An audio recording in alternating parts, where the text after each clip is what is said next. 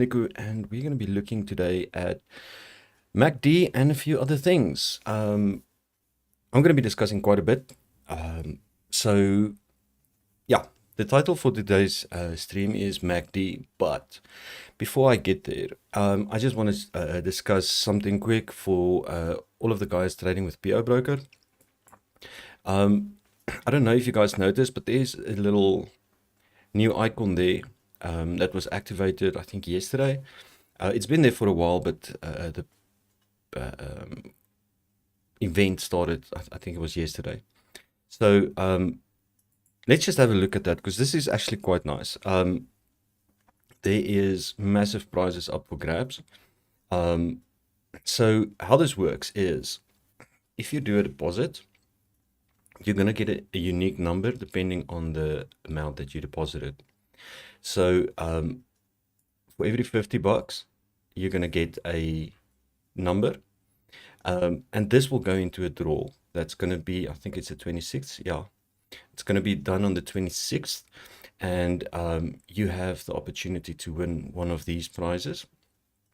Also, they've got these packages where you can, if you deposit along the lines of these amounts, you will get one of these rewards,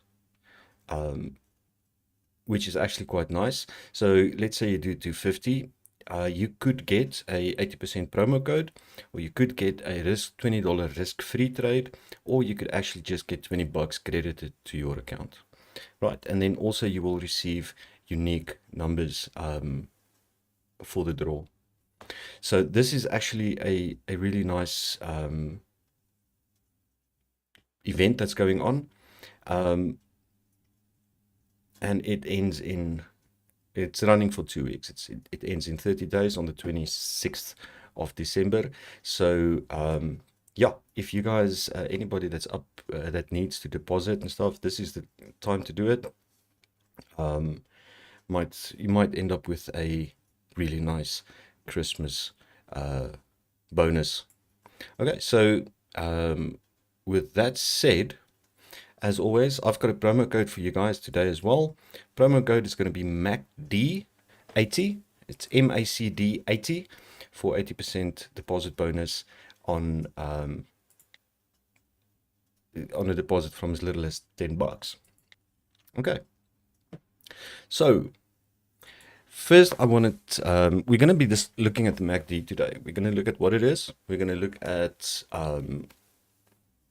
the data that it is actually showing you, and then we're going to look at a few ways that we can actually use the MACD to look to find trades, and then hopefully we're going to find, or we're going to use the MACD to look for some entries, and hopefully the market is nice enough to give us a couple of trades using specifically the MACD as the main indicator. So first off, I actually need to go back to my chart. Let me okay, so as always, before we can actually use any indicator, we need to understand what it is showing us. Okay, so every indicator that you load on your chart is giving you specific data. And if you don't understand what this data is, you will not be able to actually use it to make decisions. Right, so let's have a look at exactly what the MACD is. And it's quite simple. The MACD might look a bit, there's a word I'm looking for. I can't find the word right now. So it might look a bit intimidating at first glance, but once you understand what this, what these lines and this histogram actually represents, it becomes much more clear, and you will hopefully, a few of you guys will get that aha moment, and you'll understand what the MACD is and how we can use it. On my chart here, I've got two moving averages. One is a 12 moving average. This is the green one, and the red moving average is a 26 moving average. Now you will notice that the MACD is set to 12 and 26 at the moment. So these two lines represent that 12 and 26. Okay, you've got a short period. Let's open the settings. You've got a fast period and a slow period on the MACD. These periods are these lines. It's just a moving average for that period. So we've always got a slow one and we always have a fast one. So the green line is the fast one here, and the red line, the red moving average, will be the slow moving average. Okay. On the MACD itself, you get this green line here. This is the actual MACD line. This line, the value of this line is determined by subtracting your fast moving average from your slow moving average. Okay, so it's the difference. It's the difference between these two. And that is what the excuse me, what the MACD line itself is. It's the average of these two moving averages. Okay, so that makes it a little bit more simpler. Now we understand that the MACD line is just the average, or sorry, the difference of these two moving averages. So whatever you set your MACD periods to, that will just be a moving average. These are moving average values. You can change them to what you want, but it's just a moving average that's going to be calculated, and then the difference between those two values will be shown on you, will be displayed as the actual MACD line. Okay, so the reason it's always fast minus slow. So if I take this minus that, that gives me a negative number. So when the that is why when we're moving in a bearish direction, we see the MACD line below the zero line. Remember that MACD is an oscillator, and it's oscillating around the zero line value. Okay, so it goes into positive and negative, alternating depending on what price is doing. And this is how we can, this is how the MACD is calculated. Now the red line, which is just a, it's called the signal line, and that is just a moving average of the actual MACD line. Again, we see there's a signal period, this value here. So this means that this red line currently is set to a 9 period. So this is going to just take the moving average, the average of the last 9 period values of the actual MACD, and that's going to be what's displayed. Right, so we can kind of think of it like moving averages, although the MACD line is not a moving average in itself. It's derived from the difference between two moving averages. Right, and then we have the histogram. The histogram is the difference between the MACD and the signal line. So when the MACD is running, when we move in a bullish movement, it's the it works on the same principle as these values. It's always the slower, also the faster minus the slower value. So if the MACD is positive, it will give me a, that's why we get, when we're in bullish, we get a positive histogram, and when we move into a bearish direction, we get a negative histogram. Okay, so that's what it is. All this data that's in the MACD is comes just from the difference between these two moving averages. Okay, so the MACD is considered both a momentum and a trend indicator. Your histogram indicates momentum, and then your MACD and signal line will indicate a trend as well. It's a really powerful indicator. It's one of those ones that's actually very useful. I don't like using it by itself, but the first two strategies we can discuss is using just the MACD. These are very popular, although, like I said, personally, I don't like using just a single indicator to get entries from trade entries. I do prefer to get confirmation from two different kinds of indicators at least. If those of you that's been following my that's been following the videos, you will know that all my strategies are always combined one or two things.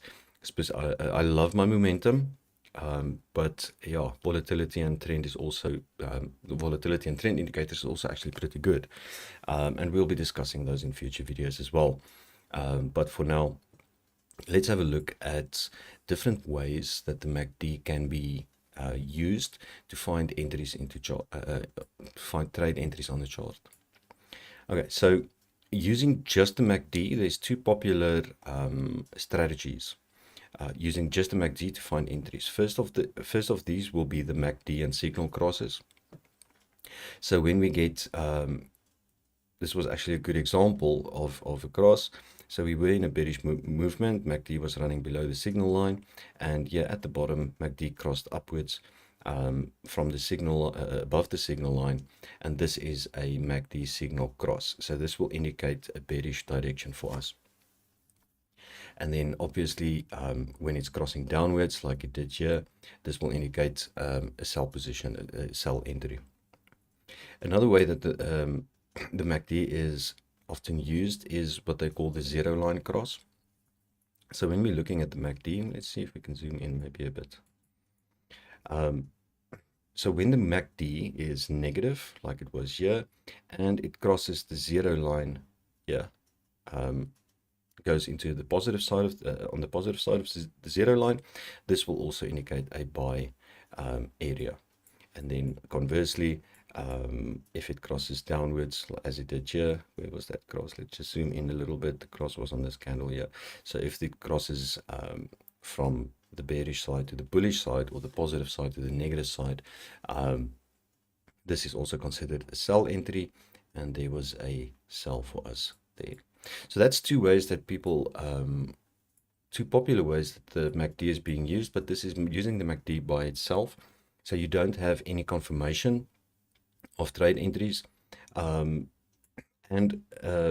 thing that happens also, if we use this, sometimes when the market is ranging, we're going to get movement like this.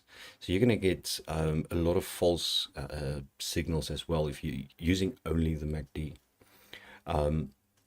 So this is something to look out for.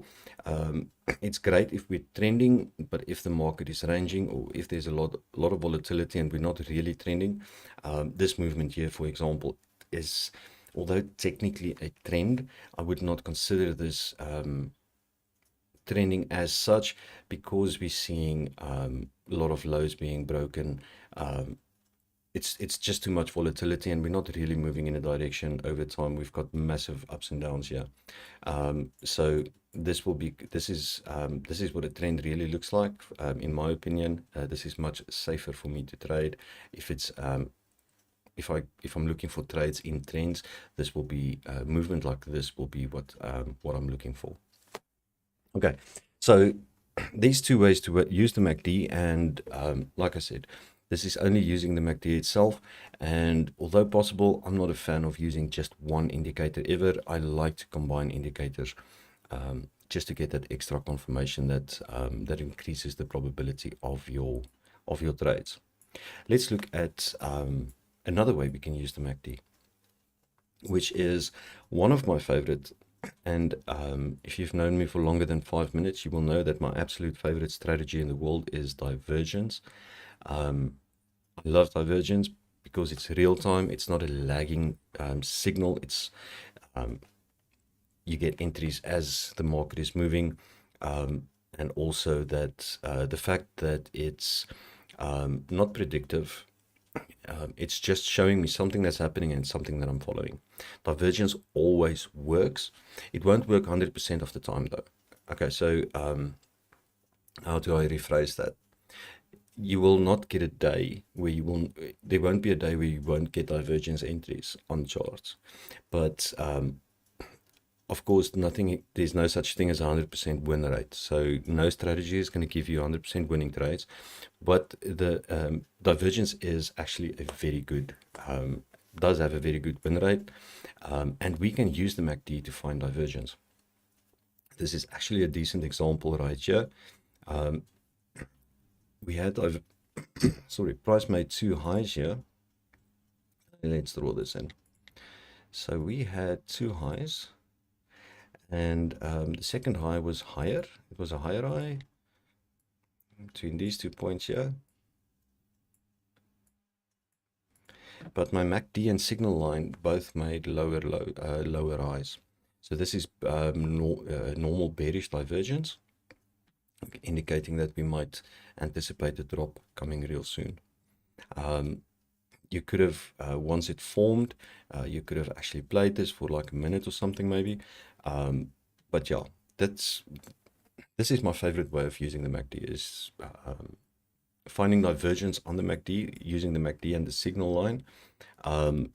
You can actually only look at the signal line, sorry, at the MACD line, because the signal lines will always do divergence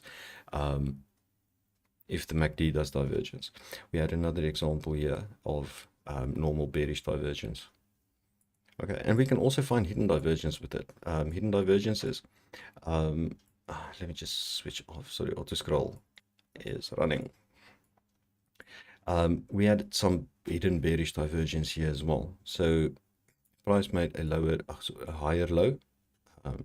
This retracement here was a higher low, but my MACD made a lower low. So there was a buy opportunity here as well. Since we're on a 1 minute chart, this would have been like a 5 minute trade once confirmed. So yeah, this is a very powerful way of using the MACD, and one of my favorite ways to do it. But let's look at one. I've got 3 more ways that we can use the MACD that we're going to have a look at quick. I'm going to remove these 2 moving averages because I only placed them on the chart to explain what, where the data for the MACD comes from. We're not going to be using them. Okay, so another way to use the MACD is using the MACD. We're going to use the MACD and signal line crosses, as I explained earlier, but we're also going to use the RSI in this case. What we want to do is you're going to look for areas where your RSI is either overbought or oversold. If your RSI is oversold and you get a MACD cross where the MACD cross is up above the signal line, we're going to take a buy. That's going to be a buy signal for us. And on the opposite side of that, if your RSI is overbought, your MACD line will be running above your signal line, and when it crosses downwards, we're going to take that as a point of as a sell entry. And we had this was a nice example here. We had the RSI, because of this drop, the RSI was running in the oversold area. It was basically staying there for quite a while, almost not 15-20 minutes. But once my RSI lifted and my MACD crossed up, we could see that's where the direction changed. And this same is going to happen if we had the MACD line running above the signal line. RSI was overbought, and when it crossed over, we had a massive drop there for a bit. So there was a sell opportunity for us there. Quick reminder, guys, if you're watching and you have any questions, please, I am watching the chat as well. Any questions you guys have, ask them now. Better to ask and get an answer than to maybe not leave you wondering about something. So yeah, feel free, ask questions. Okay, let's continue with the MACD. We have 2 more strategies left. The first one, or the second to last one that we're going to look at, is going to incorporate, I'm going to go to yellow for this. Okay, so we've got a 1 minute yellow chart here. So what we're going to do is we're going to look for areas of, I'm going to delete this. I'm just going to change it and then clone it. We're going to use support and resistance to find areas, and then use the MACD to confirm entries for us. So you can use the MACD to confirm either a bounce or a break of the of a trend line. No, wait, there's the clone.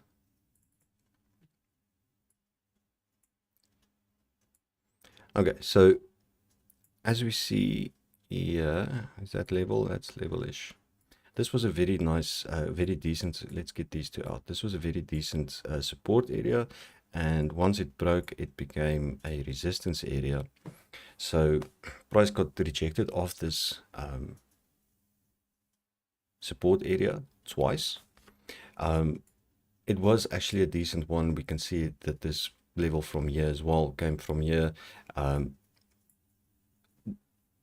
Something that's important to remember is when we talk about support and resistance, it's usually an area, not a price.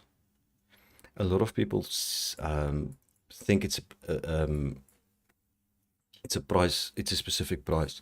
If we look at this area here, we can see that, or this line here, this is like the average line. The correct way to draw this though would be,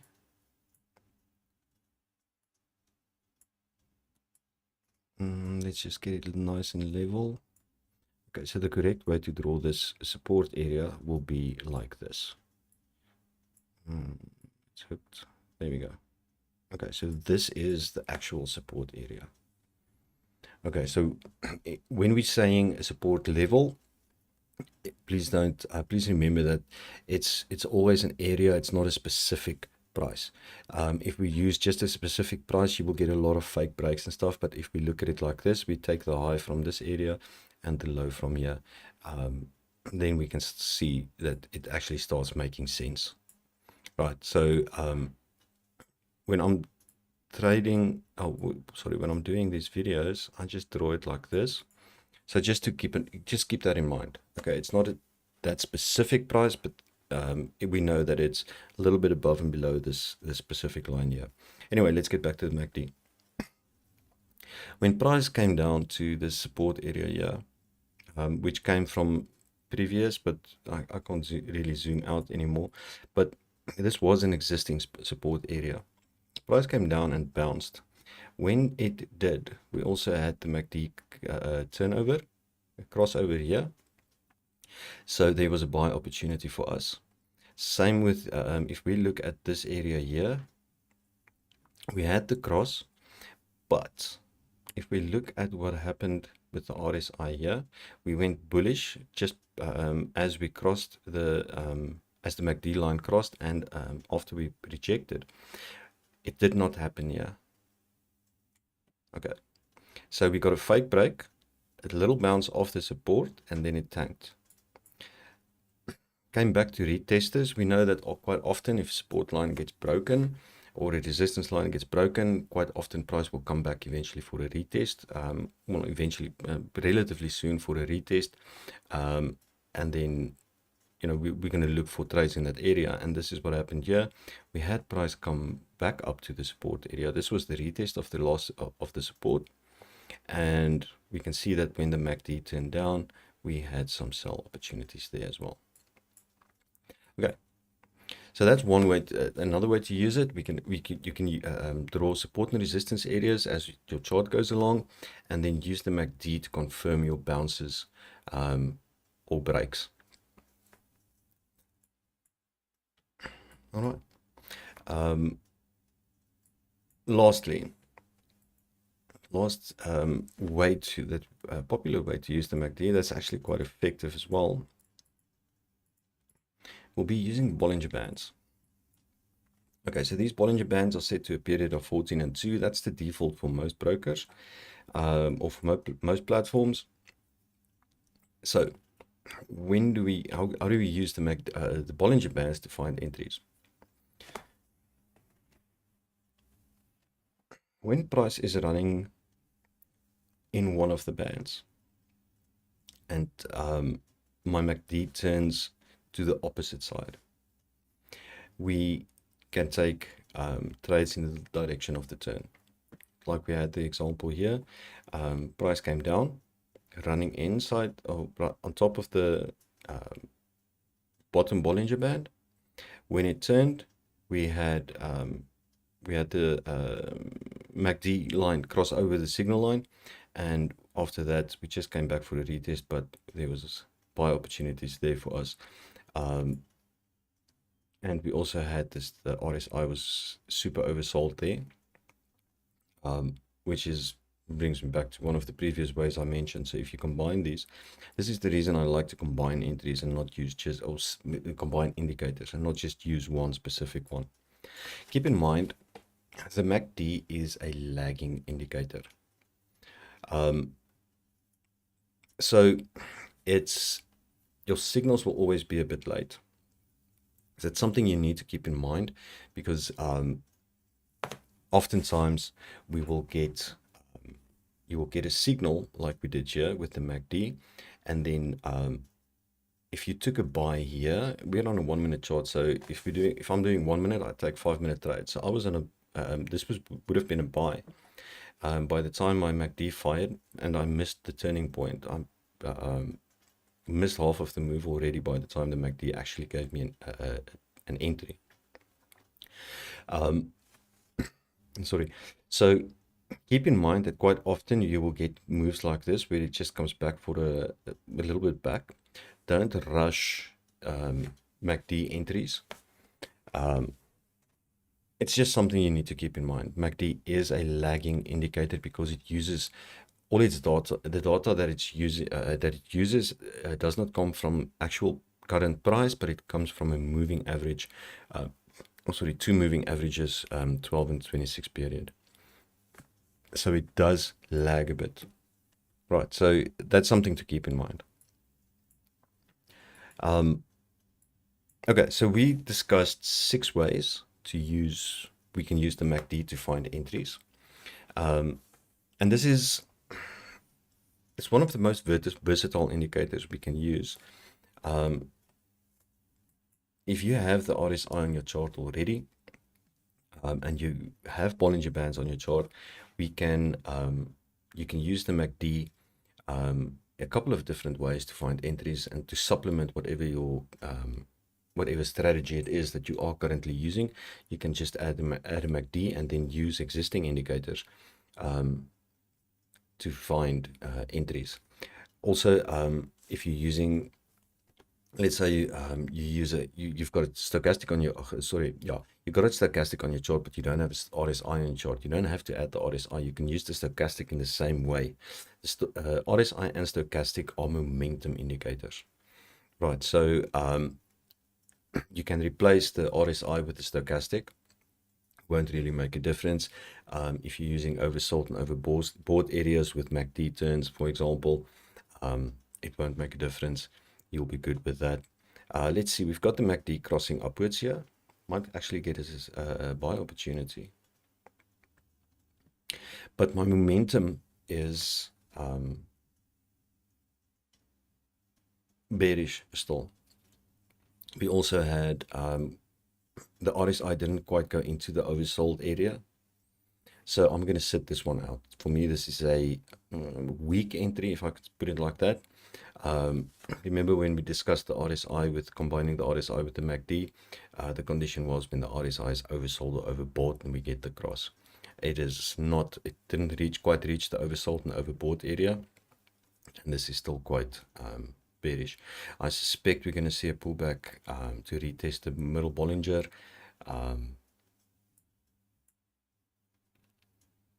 We'll just have to wait and see. Why is my chart still standing still?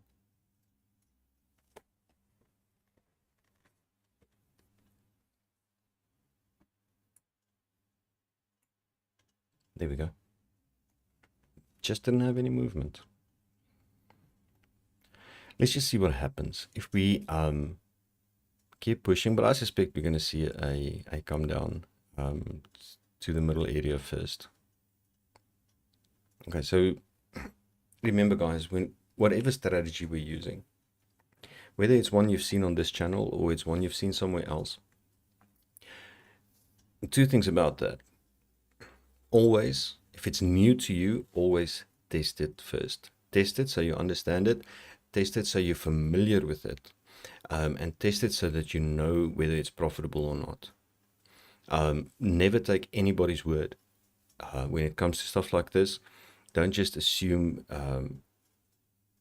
the stuff we discussed here is correct.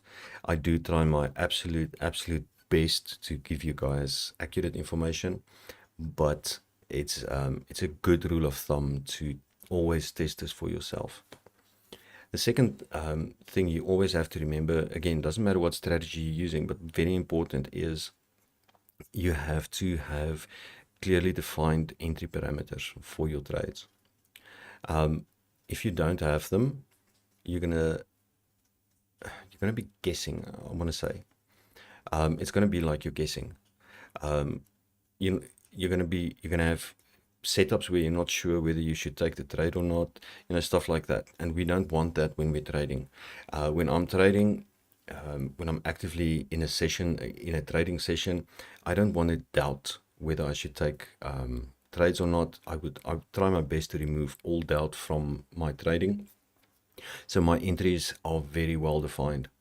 And that's, again, we discussed earlier that the RSI has to be oversold or overbought and then get the MACD cross. It didn't happen here, so we're not going to rush into a trade and take it because it's close.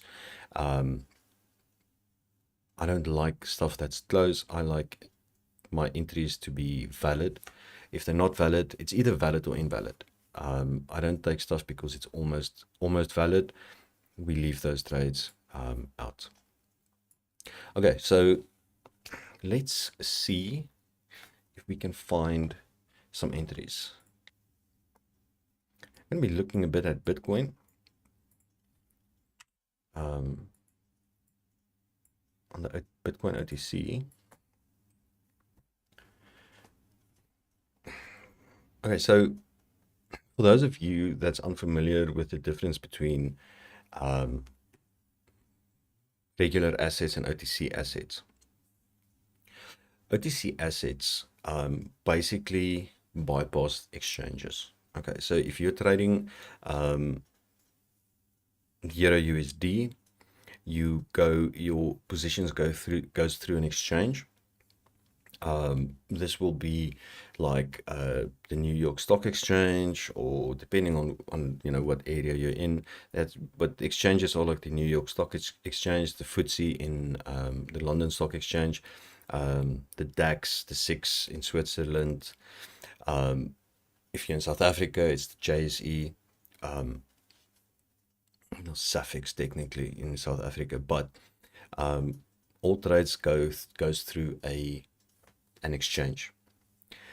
But OTC charts does not, or OTC trades and pricing does not. OTC pricing is comes directly from banks, liquidity providers, stuff like that. So that it doesn't go through an exchange, and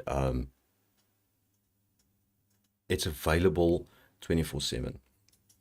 So a lot of the exchanges close. That's why we see exchanges brings us volume in normal trading. That's why we see an increase in volume and volatility when the UK opens, and we see a decrease by the time a couple of hours after that the US opens, and then the UK closes, and then shortly after that the US closes, and then a lot of the assets actually gets closed because the exchanges are closed that they need to go through, and that's the reason you can't always trade normal assets at any time. But OTC prices are available 24/7, even on weekends. So that's the main difference between a regular asset and an OTC asset. I know a lot of people only have time to trade on the weekends, for example, or after work. By the time you get home, the exchanges are closed, and a lot of the assets aren't available anymore. So that's what OTC charts are for. And these prices will differ a little bit from your exchange prices as well. So your charts will differ, but it is what you call it.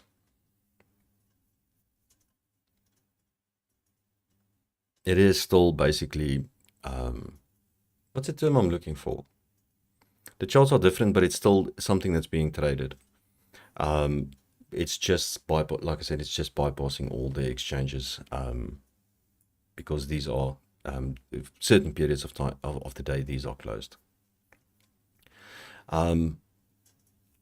Let's see if Bitcoin, if we can find an entry here, but it looks like we missed here. There was a nice buy opportunity here. No, wait, I was on this the whole time. So RSI looks like it's heading into oversold positions or oversold values. It's not there yet, but it looks like it's heading there. Okay, it could always turn up. We don't predict we never try to predict what the market is going to do, but it's fine to identify areas where you might get trades. But I found that trying to predict what the market will do is super expensive. I get it wrong most of the time. If I'm looking at a chart and without looking at indicators or strategies, I'll look at a chart and half the time I'll be wrong picking a direction. So predicting is impossible in my opinion. Let's skip a bit.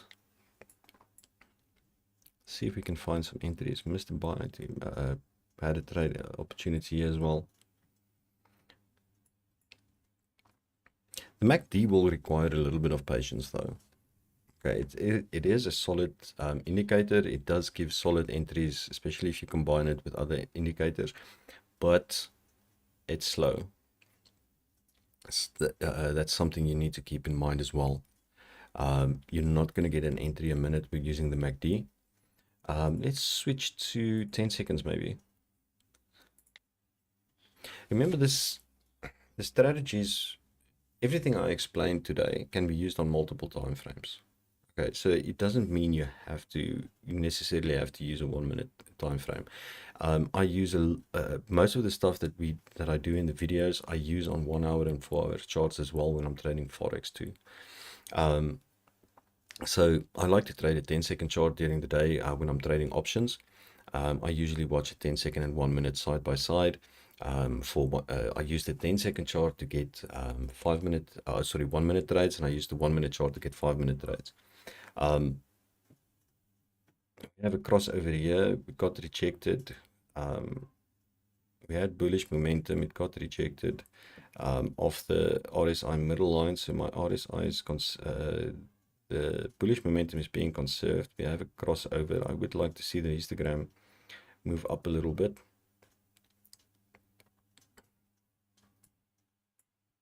Doesn't look like it's gonna.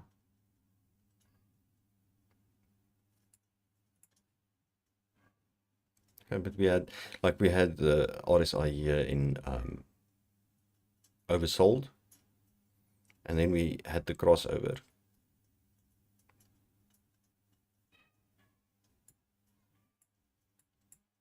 Okay, it doesn't look like this is crossing really moving.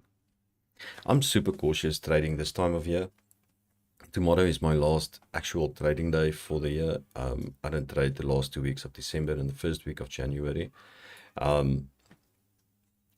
So that's just keep in mind the market is going to become increasingly more difficult as we go to navigate as we go towards the end of the year. So just exercise a little bit of extra caution. Think twice. Don't rush trades. Wait for your strategies to. Would have been a good buy. Yeah. Wait for your strategies to give you entries. Don't just blindly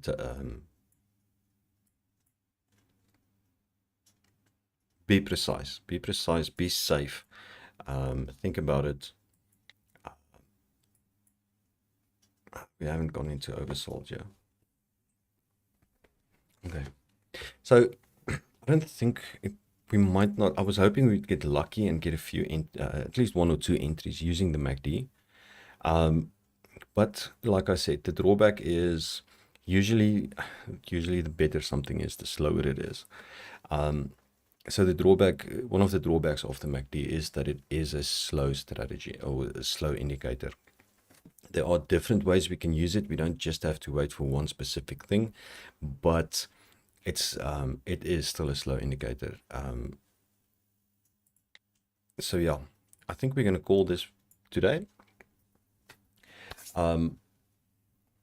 Once again, guys, those of you that's with PO Broker, and if you want to take part especially if you want to take part in this New Year's event, stand a chance to win some great cash prizes. So yeah, if you guys need to make a deposit, once again, there's your 80% promo code MACD80 for an 80% deposit bonus from as little as $10. Okay, so next week we're going to have a Q&A. We're not going to be discussing a specific topic. We're just going to be trading a bit. normal everyday trading, but we're gonna have Q&A. Please join us. This is a time to ask questions on anything we've covered so far.